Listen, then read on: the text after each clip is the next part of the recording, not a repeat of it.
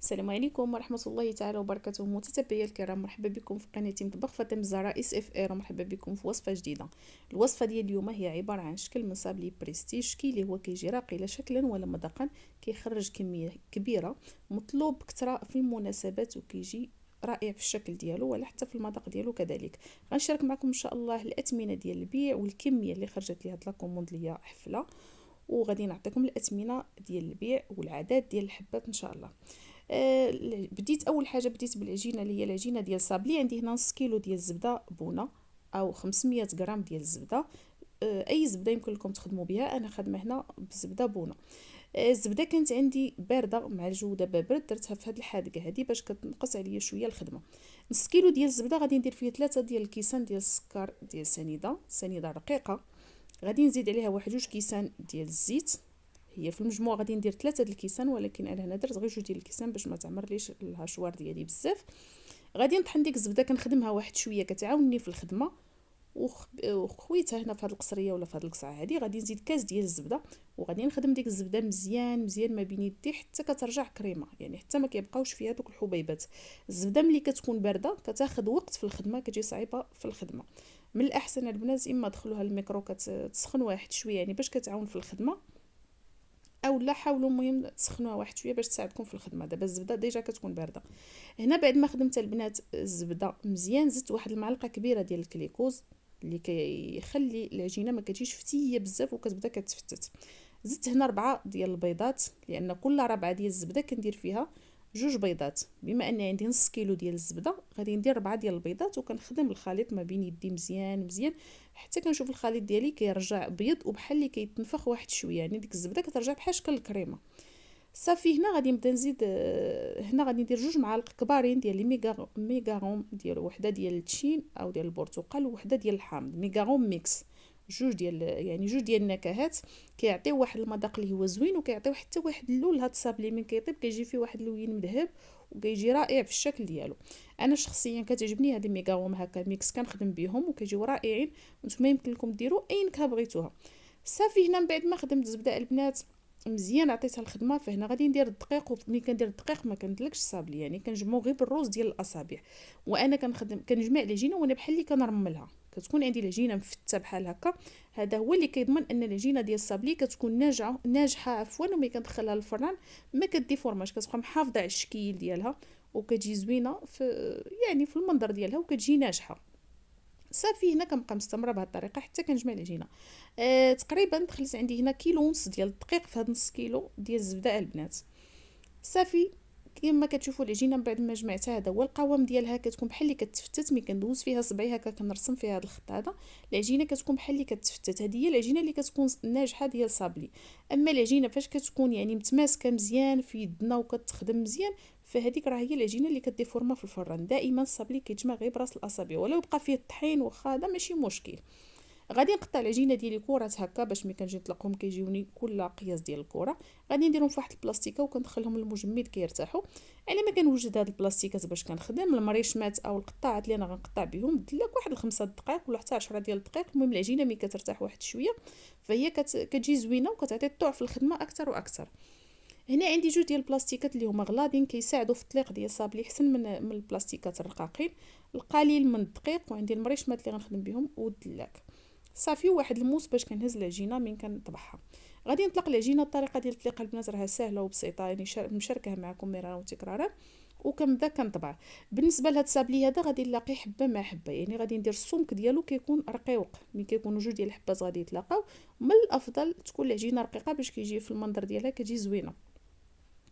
صافي غادي نبقى مستمره هنا البنات كنطلق العجينه وكنطبع. النص طيبته في السيلباط والنص طيبته غير هكاك في اللاطات، لان وجيه اللي من التحت غادي يبقى هذاك عريان عادي يبقى في السيلباط. وبالنسبه للسيلباط البنات كيبقى اختياري، الا بغيتو ديروه كديروه، ما بغيتوش ما كاينش مشكل. والوجيه الفوقاني راه غادي يكون مغطي بلوز ايفيلي. صافي هنا غادي نطلق 190 حبه زائد 190 حبه البنات لانهم غيكونوا مطلقين. هذه طلبيه عندي ديال العرس فيها 190 حبه من هذا الشكل هذا.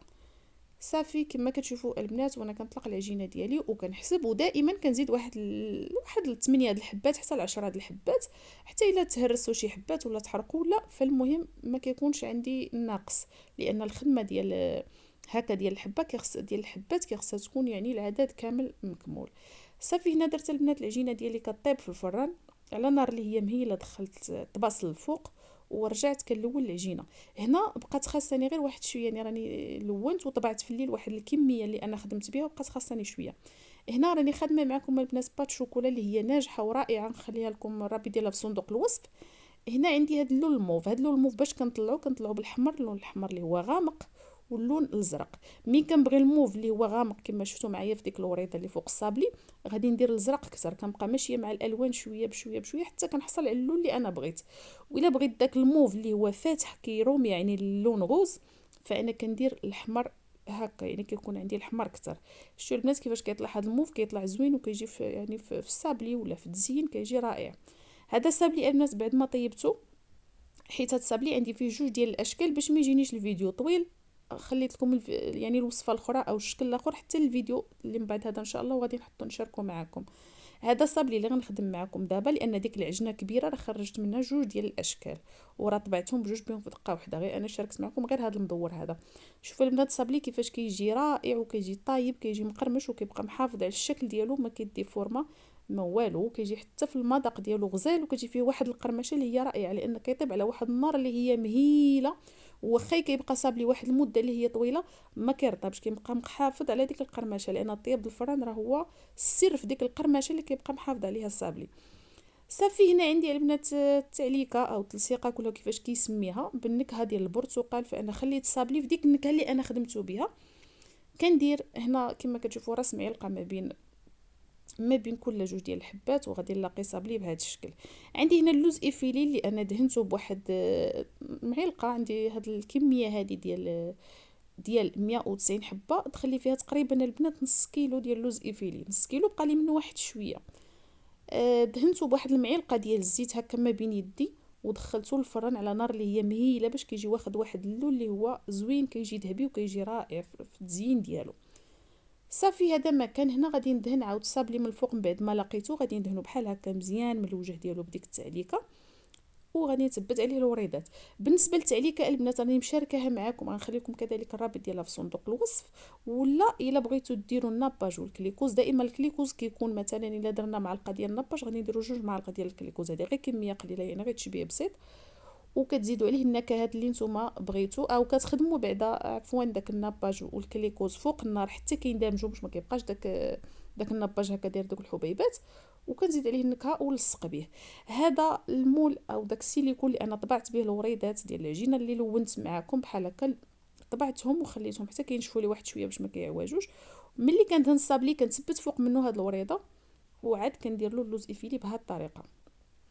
كنثبت داك اللوز البنات بطريقه عشوائيه، ما كنبقاش كنثبت بالحبه لانه كياخذ شويه د الوقت في هذا التثبات ديالو، ولكن كنحاول نفينيه يعني كيجي مقاد، ما يجيش داك اللوز خارج يعني الصابلي ما يجيش مدرق الوريده، كنحاول نثبتو مزيان، فراه كيجي رائع في الشكل ديالو، كيجي مؤدب وكيجي زوين.